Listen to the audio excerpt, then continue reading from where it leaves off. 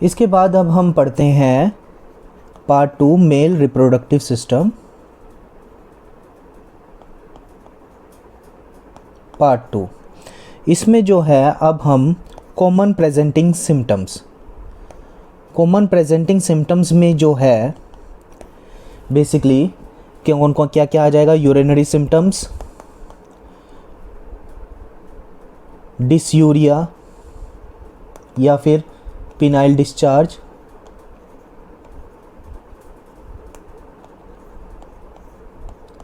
फिर आ जाएगा scrotal swelling,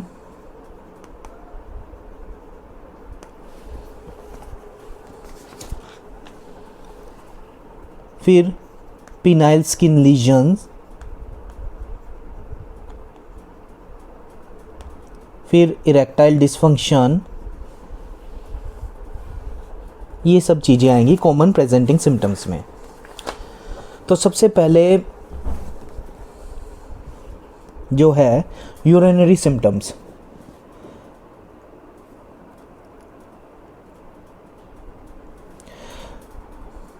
ये यूरिनरी सिम्टम्स जो है जेनिटल और लोअर यूरिनरी ट्रैक्ट डिसफंक्शन को रिप्रेजेंट करते होते हैं।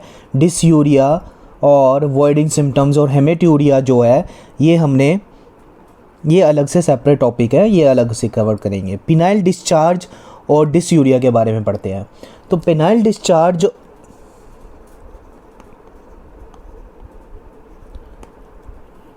और डिसयूरिया, इसमें जो है हमें पूछना होता है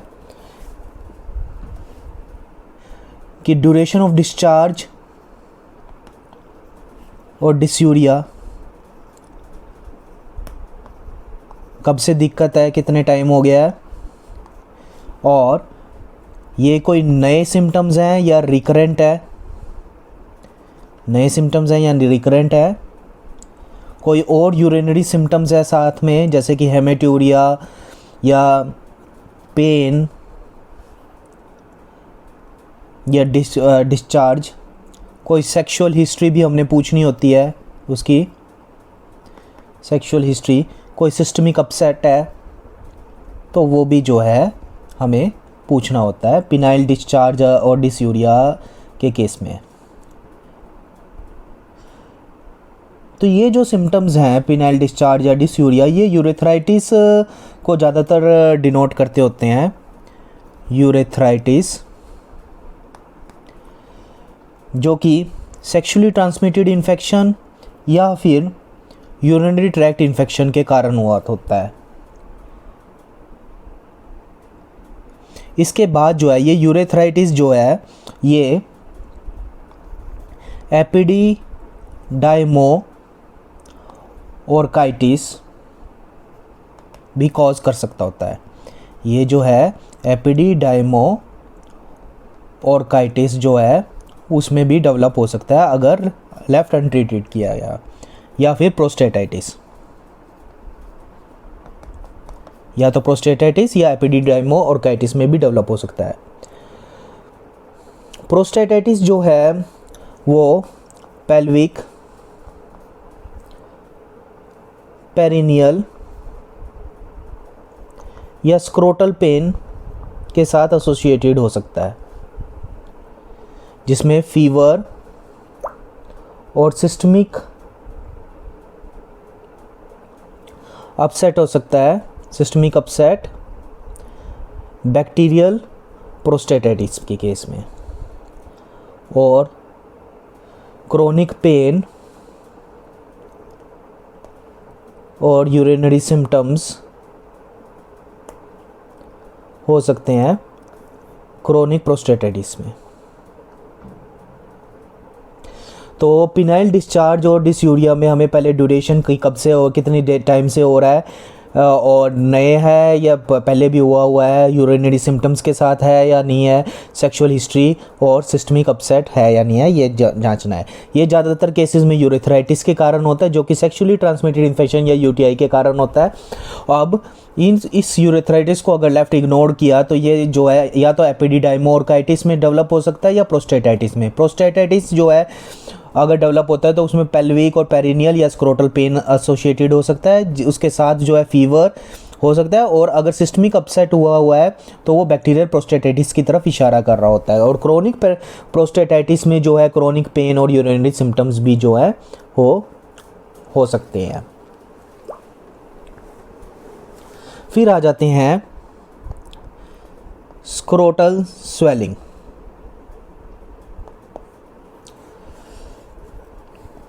स्क्रोटल स्वेलिंग या पेन,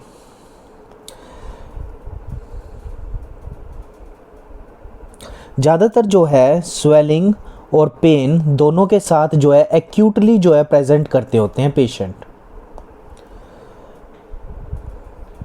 मगर इनमें से कोई एक अकेला सिम्टम भी अलग से प्रेजेंट हो सकता है। इसमें जो है हमें क्या क्या पूछना है, ड्यूरेशन वही कि कब से कितना टाइम हो गया है, यूनिलेटरल है या बाइलेटरल है, एक तरफ है पेन स्वेलिंग या दोनों तरफ है, पेन एक तरफ है या दोनों तरफ है, एसोसिएशन विद पेन, पेन के साथ एसोसिएटेड है या नहीं है स्वेलिंग, और ऑनसेट ऑफ पेन जो है सडन है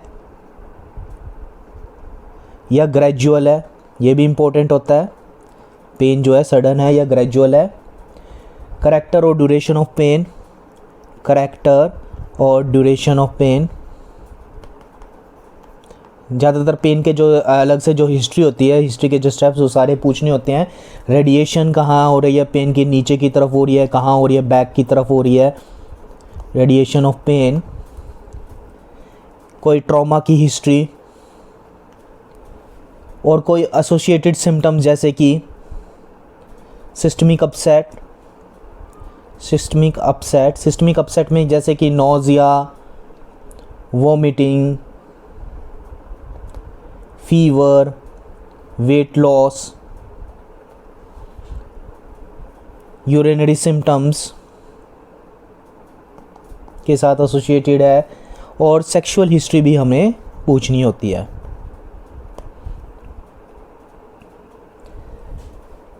स्क्रोटल स्वेलिंग के जो है बहुत सारे कॉजेज़ होते हैं स्क्रोटल स्वेलिंग और पेन के, मगर अगर सडन ऑनसेट है पेन या स्वेलिंग, सडन ऑनसेट है, यूनिलेटरल है, स्क्रोटल है, पेन है, अगर यूनिलेटरल है, स्क्रोटल पेन है, सडन है, तो इसको जो है हमें टेस्टिकुलर टोर्शन कंसीडर करना है, unless proven otherwise. Testicular torsion consider करते हुए चलना है। और इसका जो है ये ज़्यादातर 10 से 30 साल की उम्र में होती है, कॉमनली होता है 10 से 30 साल की उम्र में पाया जाता है, और 40 के बाद ये रेयर होता है। एक्यूट ऑनसेट होता है पेन का, एक्यूट ऑनसेट, एक्सक्रूशिएटिंग पेन होता है, बहुत ज़्यादा पेन होता है, और not relieved by lying still.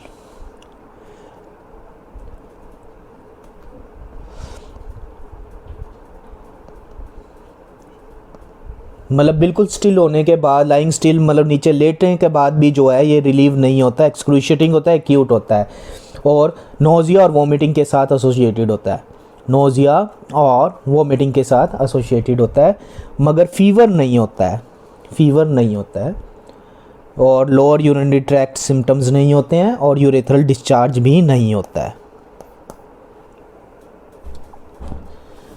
ये जो है टेस्टिकुलर टोर्शन के पेन के जो करेक्टरिस्टिक्स हमने बताए हैं, और ये जो है इमरजेंसी होती है, और इसको जो है मैन्युअली जो है डिजिटली रिड्यूस करना होता है, क्योंकि फिर जो है टेस्टिस का डैमेज हो सकता है अगर इसको तुरंत ठीक नहीं किया गया तो। फिर आ जाते हैं एपिडिडाइमोऑर्काइटिस। एपिडिडाइमोऑर्काइटिस भी जो है इसका डिफरेंशियल डायग्नोसिस होता है स्क्रोटल स्वेलिंग और पेन का। पेन जो है एपिडिडाइमोऑर्काइटिस का जो है इंसीडियस होता है, जबकि उसका एक्यूट होता था, इसका इंसीडियस है पेन, और डल एक होता है इनिशियली, उसका एक्सक्रूशिएटिंग था, इसका डल एक है, और फीवर, डिसयूरिया और यूरेथ्रल डिस्चार्ज, ये तीनों के तीनों प्रेजेंट हो सकते हैं, जो कि सजेस्ट करते हैं सेक्सुअली ट्रांसमिटेड इन्फेक्शन या यूरिनरी ट्रैक्ट इन्फेक्शन को। डिस्कम्फर्ट जो है स्टैंडिंग पे वर्स होता है, स्टैंडिंग पे वर्स होता है डिस्कम्फर्ट, और लाइंग स्टिल पर जो है रिलीव होता है, रिलीव हो सकता है। यानी कि मूवमेंट के साथ जो है इसके डिस्कम्फर्ट इंक्रीज होता है, और एपिडिडाइमो ऑर्काइटिस का, और स्टिल लाई करने पर जो है ये रिलीव होता है, जबकि उसमें जो है लाइंग स्टिल पर भी जो है रिलीव नहीं मिल रहा था। On examination, it is possible to distinguish the tender inflamed epididymis from the adjacent testis. Examination में जो है tender inflamed epididymis को distinguish किया जा सकता है testis से अलग। If testicular torsion cannot be excluded in history and examination, urgent testicular exploration is warranted, as torsion will cause the loss of testis if not relieved within 4 to 6 hours. अगर जो है testicular torsion को जो है immediately treat नहीं किया गया 4 से 6 घंटे में, तो टेस्टिस का लॉस हो सकता है। इसलिए जो है अगर टेस्टिकुलर टोर्शन को एक्सक्लूड नहीं किया जा रहा, तो टेस्टिकुलर एक्सप्लोरेशन इमीडिएटली करना चाहिए 4 से 6 घंटे के अंदर अंदर, नहीं तो जो है टेस्टिस का डैमेज हो सकता है। और एपिडिडाइमो ऑर्काइटिस के लिए हम अल्ट्रासाउंड कर सकते हैं कंफर्म करने के लिए, मगर टोर्शन को कंफर्म करने के लिए अल्ट्रासाउंड नहीं करते। और स्क्रोटल स्वेलिंग्स किस कारण से हो सकती हैं, जैसे हर्नियाज हो सकते हैं, इंग्वाइनल हर्निया हो सकता है, ठीक है, वेरिकोसील्स हो सकती हैं, वेरिकोसील जो स्पर्मेटिक कोड की जो वॉर्म लाइक फीलिंग आएगी, हाइड्रोसील हो सकती है, हाइड्रोसील, और एपिडिडाइमल सिस्ट हो सकती है, और टेस्टिकुलर ट्यूमर्स हो सकते हैं। इनके कारण भी जो है स्क्रोटल स्वेलिंग हो सकती है। ये ज़्यादातर जो हैं पेनलेस होते हैं, वेग होते हैं, या फिर कांस्टेंट डल एक कुछ डिस्क्राइब किया जा सकता है, मतलब कांस्टेंट डल एक भी हो सकता है।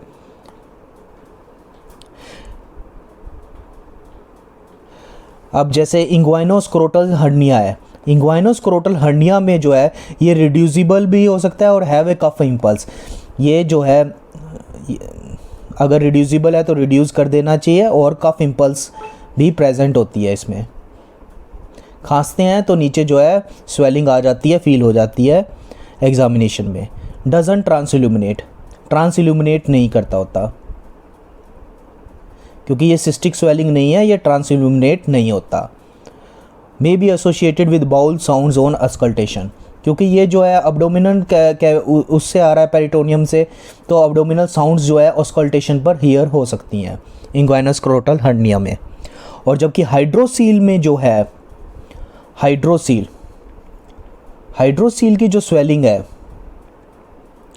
वो जो है रिड्यूसिबल नहीं है, क्योंकि वो तो नीचे ही है, उसका ओरिजिन वहाँ ऊपर से तो हुआ ही नहीं, वो पेरिटोनियल कैविटी से थोड़ी ना आई है, रिड्यूसिबल नहीं होती,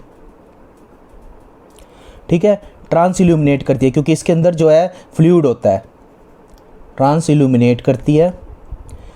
और बाउल साउंड्स, क्योंकि ये ऊपर अब्डोमिनस के साथ कोई कम्युनिकेशन नहीं है इसका, तो बाउल साउंड्स कोई हियर नहीं होती इसमें। और it is possible to palpate the normal cord above the hydrocele, normal cord जो है ऊपर फील हो सकती है, getting above the swelling possible है।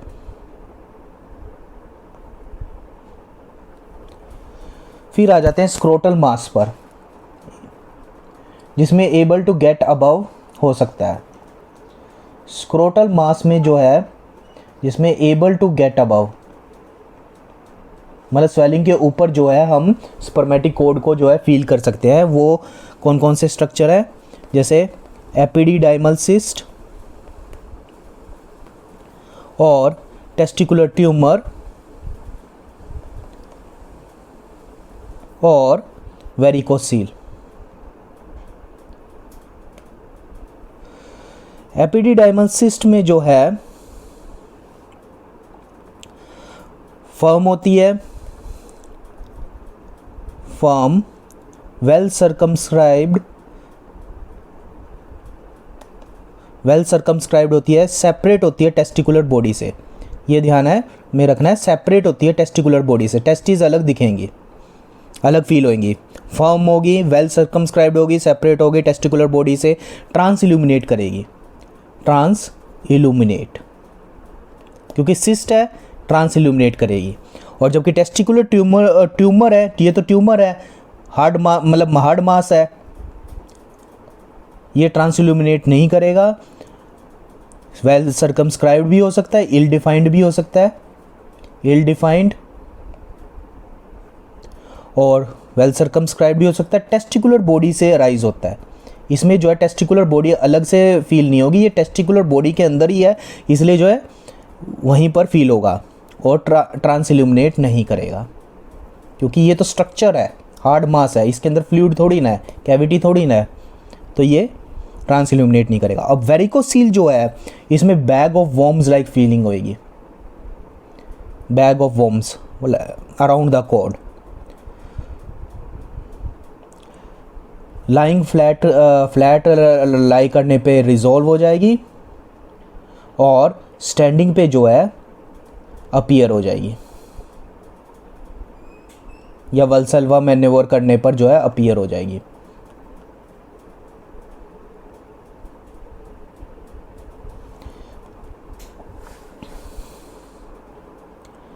अब इसके बाद आ जाते हैं पिनाइल स्किन लीजन्स।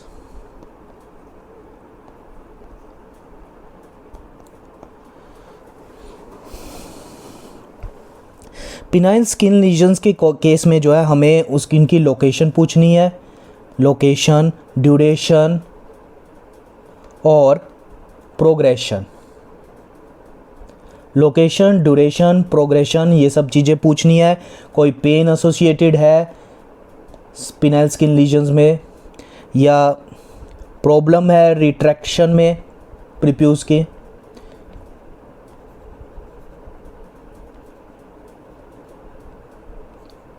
या कोई सिस्टमिक अपसेट है साथ में,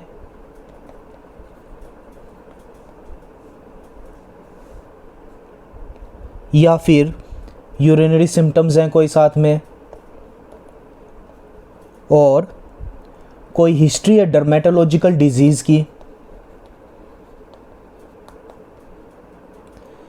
या और सेक्सुअल हिस्ट्री भी पूछनी होती है, क्योंकि कुछ अल्सर जो हैं सेक्सुअली ट्रांसमिटेड डिजीज़ के कारण भी होते हैं।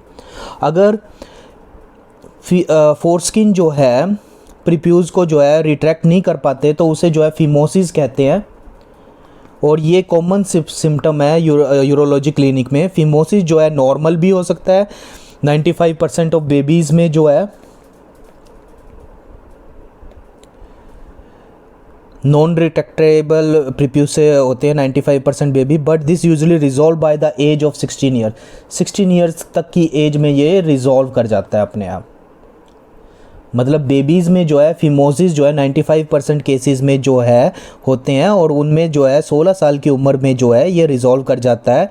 जबकि 1% जो है ऑफ बॉयज़ जिनमें ये परसिस्ट कर जाता है फिमोसिस, जो कि फिमोसिस जो है बाद में जो है बैलेनाइटिस कॉज कर सकता है। रिकरेंट इन्फेक्शन ऑफ ग्लैंस पिनिस, जो टिप होती है पिनिस की उस पर जो स्वेलिंग सी होती है वो ग्लैंस पिनिस कहलाती है, उसको उसकी जो इन्फेक्शन है उसको बैलेनाइटिस कहते हैं। या पोस्थाइटिस, शाफ्ट की इन्फेक्शन ऑफ द प्रीप्यूज जो है पोस्थाइटिस कहलाती है, और बैलेनोपोस्थाइटिस, इन दोनों का कॉम्बिनेशन अगर दोनों की इन्फेक्शन हो गया है तो बेलेनोपोस्थाइटिस कॉज हो सकता है। बेलेनाइटिस ग्लैंड्स पेनिस की इन्फेक्शन, पोस्थाइटिस प्रीप्यूस की इन्फेक्शन। अगर टाइट फोरस्किन जो है रिट्रैक्ट नहीं की, अगर टाइट फोरस्किन जो है पेनिस की, अगर उसको रिट्रैक्ट किया और उसको रिप्लेस नहीं किया तो जो है स्वेलिंग हो सकती है, पेन इश्यू हो सकता है, जो कि रिजल्ट कर जाता है पैराफिमोसिस में। टाइट प्रीप्यूशियल बैंड के कारण, टाइट प्रीप्यूशियल बैंड के कारण, मतलब एग्जामिनेशन के दौरान जो है अगर प्रीप्यूस को जो है रिट्रैक्ट किया है और रिप्लेस भी करना होता है बाद में, अगर रिप्लेस नहीं करते तो वहाँ पर टाइट प्रीप्यूशियल बैंड के कारण जो है पैराफिमोसिस यानी स्वेलिंग और पेन वहाँ पर स्टार्ट हो जाता है। डर्मेटोलॉजिकल कंडीशंस और ड्रग रिएक्शंस में affect the genital skin. Painful genital ulcers are usually caused by painful genital ulcers जो हैं वो हर्पीस सिम्प्लेक्स वायरस के कारण हो सकते हैं, और पेनलेस अल्सर जो है, पेनलेस अल्सर्स वो रिएक्टिव अर्थराइटिस, लाइकन सिम्प्लेक्स या सिफिलिस के कारण हो सकते हैं। तो डर्मेटोलॉजिकल कंडीशंस भी और ड्रग रिएक्शंस भी जो है जेनिटल स्किन को अफेक्ट कर सकती होती हैं। पेनफुल जेनिटल अल्सर जो है हर्पीस सिम्प्लेक्स वायरस की इन्फेक्शन में होते हैं, और पेनलेस अल्सर जबकि सिफिलिस, लाइकन सिम्प्लेक्स और रिएक्टिव अर्थराइटिस के केस में होती है। जेनिटल वार्ट्स प्रेजेंट हो सकते हैं, जेनिटल वार्ट्स और पिनाइल कार्सिनोमा भी हो सकता है।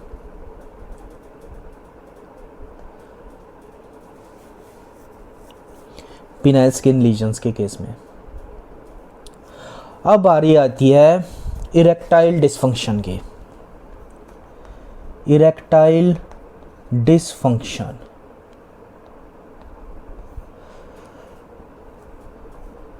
इरेक्टाइल डिसफंक्शन किसे कहते हैं? कंसिस्टेंट और रिकरेंट, कंसिस्टेंट और रिकरेंट, या तो लगातार है या रिकरेंट है, बार बार। इनएबिलिटी, इनएबिलिटी टू अटेन, या तो अटेन नहीं कर पाते या मेंटेन नहीं कर पाते, और maintain a phenyl erection, phenyl erection sufficient for penetrative intercourse। तो इरेक्टाइल डिसफंक्शन की डेफिनेशन किया है कि कंसिस्टेंट है या रिकरेंट है, या तो लगातार जो है इरेक्टाइल डिसफंक्शन है या बीच में बार बार हो रहा है। इनएबिलिटी टू अटेन, या तो अटेन नहीं कर पा रहा इरेक्शन, या जो है मेंटेन नहीं कर पा रहा है अटेन करने के बाद इरेक्शन उतनी देर तक जो कि पेनिट्रेटिव इंटरकोर्स कर सके वो। तो पेनिट्रेटिव इंटरकोर्स करने में डिफ़िकल्टी आती है, या तो उसको मेंटेन करने में या अटेन करने में, बार बार या लगातार। इसमें जो है हमें पूछना होता है कि प्रॉब्लम जो है फेलियर टू गेन है, इरेक्शन को गेन करने में फेलियर है या मेंटेन करने में फेलियर है। पेनफुल इरेक्शन है, कोई पिनाइल डिफॉर्मिटी है,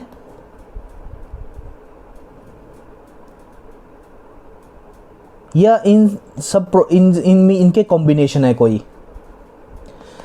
कि गेन करने में प्रॉब्लम है या गेन करने के बाद मेंटेन करने में प्रॉब्लम है, या पेनफुल है इरेक्शन, या पिनाइल डिफॉर्मिटी है कोई, या इनका कोई कॉम्बिनेशन है, मतलब एक से ज़्यादा प्रॉब्लम है या कब से जो है इरेक्टाइल डिसफंक्शन जो है प्रॉब्लम है?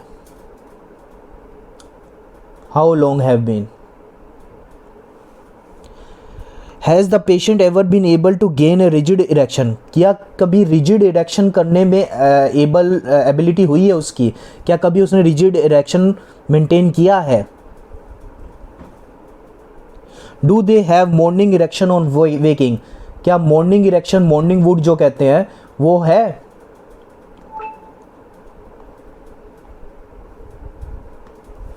Are they able to gain an erection under any circumstances such as masturbation? Masturbation के दौरान जो है इरेक्शन होता है या नहीं होता है?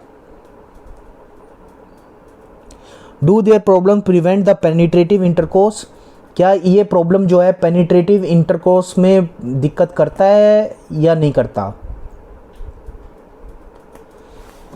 Are there any symptoms of sexual dysfunction including reduced libido? क्या लिबिडो डिक्रीज हो गया, सेक्स करने की फीलिंग कम हो गई है?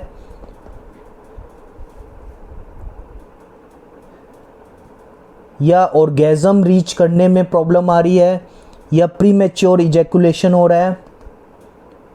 या फेलियर टू इजैकुलेट हो रहा है? या इजैकुलेट ही नहीं हो पा रहा है? ये सारी चीज़ें पूछनी होती है। क्या क्या पूछें चीज़ें? कि गेन करने में प्रॉब्लम है या मेंटेन करने में प्रॉब्लम है, या पेनफुल इरेक्शन है, या पिनाइल डिफॉर्मिटी है, या इन दो, इनमें से किन्हीं दो या और कॉम्बिनेशन है। इरेक्टाइल डिसफंक्शन जो है ये प्रॉब्लम कब से है? रिजिड इरेक्शन कभी कर पाता है या नहीं कर पाता है? मॉर्निंग इरेक्शन वेकिंग पे या मॉर्निंग वुड्स फील हुए हैं या नहीं हुए? और ये इरेक्शन की प्रॉब्लम किसी सर्कमस्टांसिस में ठीक होती भी है, यानी कि मास्टरबेशन के दौरान जो है एबल कर पाता है या नहीं कर पाता इरेक्शन, या किसी सर्कमस्टांसिस के दौरान भी? और या कोई प्रॉब्लम आती है पेनिट्रेटिव इंटरकोर्स करने में इस चीज़ के कारण? या कोई और सेक्सुअल डिसफंक्शन है, जैसे कि रिड्यूस लिबिडो, सेक्स करने की इच्छा कम हो, या ऑर्गेज़म अचीव करना में दिक्कत आती हो, या प्रीमेच्योर इजैकुलेशन हो गया हो, या फेलियर टू इजैकुलेट, या इजैकुलेट ही नहीं हो पाता हो। Consider possible precipitating events, for example, तो इसके कॉज में जो है क्या क्या आ सकते हैं? रिलेशनशिप डिफ़िकल्टी, रिलेशनशिप डिफ़िकल्टीज़, और ट्रॉमा, कोई रिलेशनशिप डिफ़िकल्टीज़ है या ट्रॉमा है, कार्डियोवास्कुलर, न्यूरोलॉजिकल और साइकेट्रिक कोमॉर्बिडिटीज़,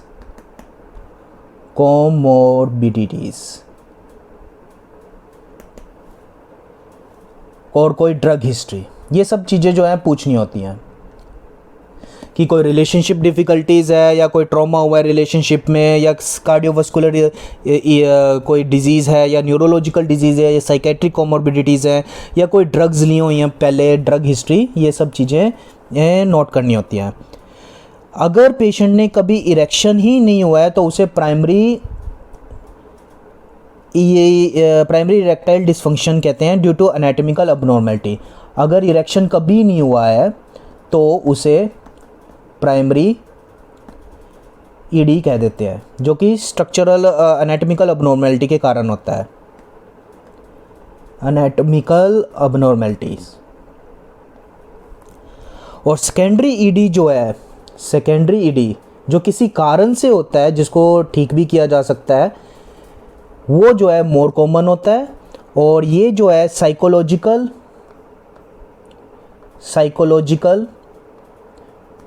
या फिर ऑर्गेनिक इटियोलॉजी होती है इसकी। साइकोलॉजिकल इरेक्टाइल डिसफंक्शन जो है, जिसमें प्रेसिपिटेटिंग इवेंट होती है, loss of erection occurs in some but not all situation. इसमें जो है कोई प्रेसिपिटेटिंग इवेंट होती है, और लॉस ऑफ इरेक्शन जो है कुछ हर सिचुएशन में नहीं होता है। जैसे अर्ली मॉर्निंग इरेक्शंस होती हैं, इसमें प्रेजेंट होती हैं, अर्ली मॉर्निंग इरेक्शंस प्रेजेंट होती हैं।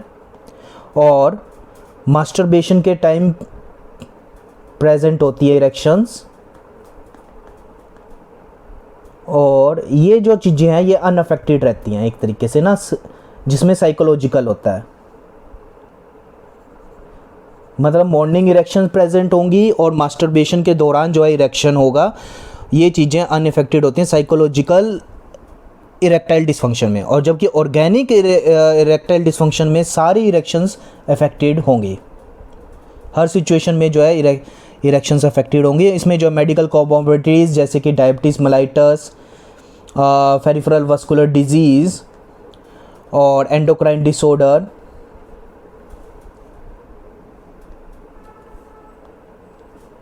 एंडोक्राइन डिसऑर्डर्स और न्यूरोलॉजिकल डिसऑर्डर्स, ये चीज़ें हो सकती हैं। मेटाबॉलिक सिंड्रोम के कारण भी हो सकता है, और कार्डियोवास्कुलर डिजीज़ और डायबिटीज़ की स्क्रीनिंग करनी चाहिए।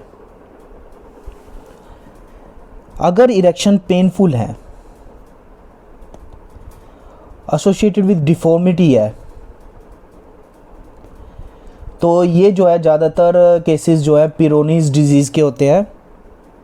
वो अलग से ही होता है कि कर्व्ड पीनिस हो जाती है इरेक्शन के दौरान और पेनफुल होती है।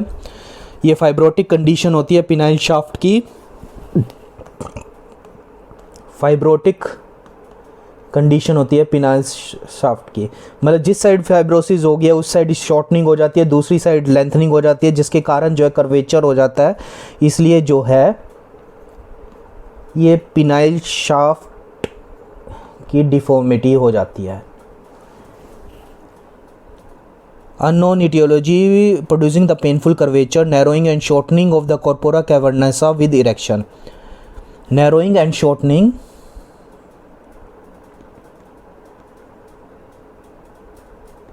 of corpora cavernosa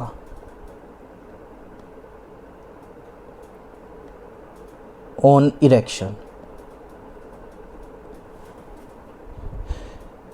अगर प्रोलॉन्ग्ड इरेक्शन की प्रॉब्लम है, प्रोलॉन्ग्ड इरेक्शन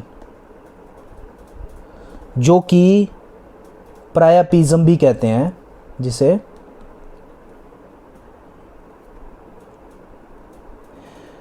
उसकी ड्यूरेशन नोट करनी है हमें, ड्यूरेशन, और पेनफुल है या नहीं है ये भी नोट करना है।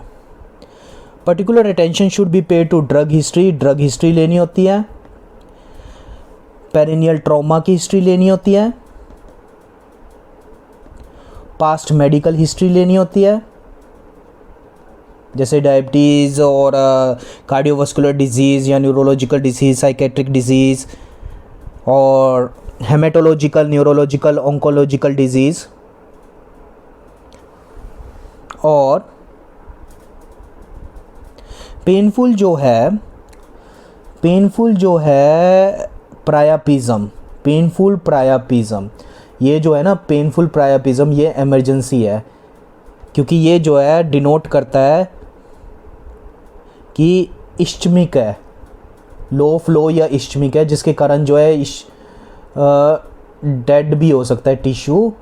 अगर पेनफुल प्रायापिज्म है, लंबे टाइम तक इरेक्ट रह रहा है और पेनफुल है, तो उसको जो है अर्जेंटली ट्रीट करना होता है।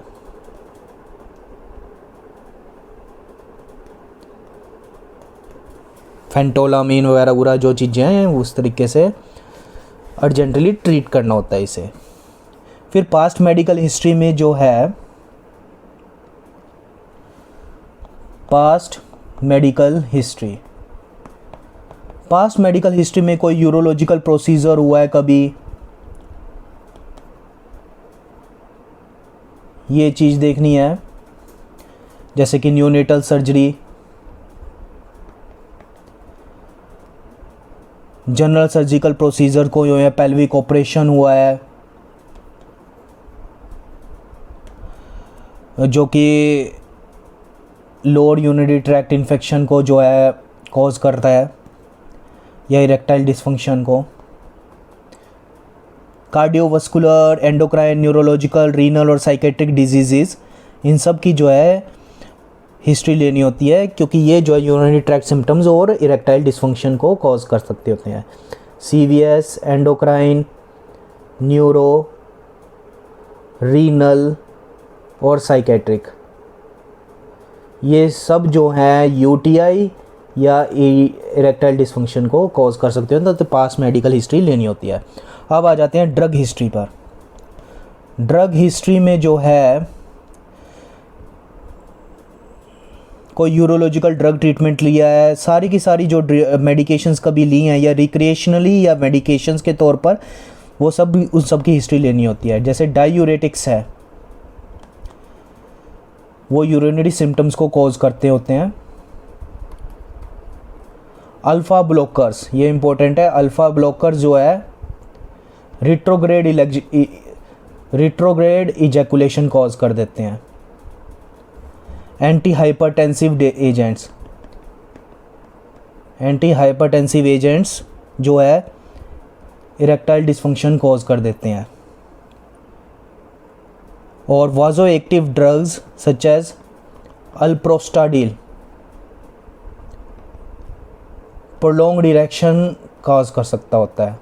अल्प्रोस्टाडिल प्रोलॉन्ग्ड इरेक्शन कॉज कर सकता होता है। एंटी डिप्रेसेंट्स और एंटीसाइकोटिक्स जो है सेक्सुअल डिसफंक्शन कॉज कर सकते होते हैं। ये इंपॉर्टेंट है, एंटी डिप्रेसेंट और एंटीसाइकोटिक्स जो है सेक्सुअल डिसफंक्शन कॉज कर सकते होते हैं। सोशल हिस्ट्री जैसे smoking, drinking, alcohol, recreational drugs, इन सब की भी हिस्ट्री लेनी होती है। स्मोकिंग जो है सिग्निफिकेंट रिस्क फैक्टर है यूरोलॉजिकल कैंसर्स के लिए। तो ये है थोड़ा बहुत जो है इरेक्टाइल डिसफंक्शन और पिनाइल लीजन्स और कॉमन प्रेजेंटिंग सिम्टम्स जो हैं, जो मेल रिप्रोडक्टिव सिस्टम से रिलेटेड हैं, उनके बारे में। तो अब इसके बाद जो है नेक्स्ट वीडियो में हम फिज़िकल एग्जामिनेशन के बारे में पढ़ेंगे।